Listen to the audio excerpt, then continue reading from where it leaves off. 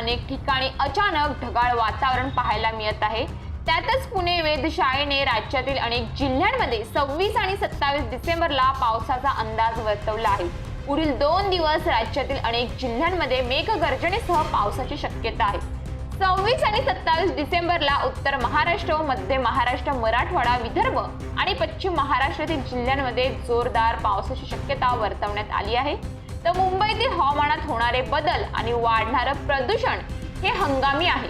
पुढील काही दिवसात मुंबईमध्ये सकाळी आणि संध्याकाळी प्रदूषण असण्याची शक्यता पुणे वेधशाळेचे प्रमुख के.एस. होसाळकर यांनी व्यक्त केले आहे। 2 दिवसांपासून राज्यातील काही भागात थंडी कमी जास्त प्रमाणात आहे। तसेच हवामान पावसाला पोषक होत आहे।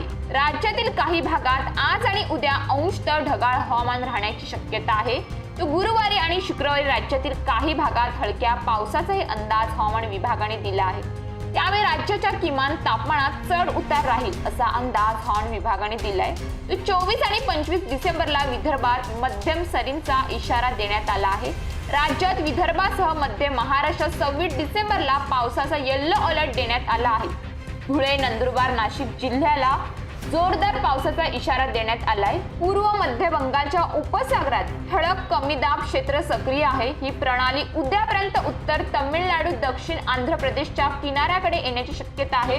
देशाच्या उत्तरेकडील राज्यांमध्ये थंडीचा कडाकाही कमी अधिक होत आहे। हवामान विभागाने पावसाचा अंदाज जाहीर केल्यानंतर पालघर जिल्ह्यातील विविध ग्रामीण भागामध्ये त्याचा परिणाम दिसून येत आहे। या ठिकाणी ढगाळ वातावरणामुळे फळभाजी पिके धोक्यात येण्याची भीती आहे। अगदी पावसासारखे मेघ दाटून आल्याने सूर्यप्रकाश गायब झाला आहे। त्यामुळे वातावरणातील या बदलाचा परिणाम आंबा, काजू, शेवगा, चिंच, चिकू, पेरू यांसारख्या फळ पिकांवर आणि रब्बी हंगामातील वाल, तूर, मिरची, टोमॅटो तसेच इतर पिकांवरही परिणामकारी ठरू शकणार असून उत्पादनात घट निर्माण होण्याची शक्यता आहे।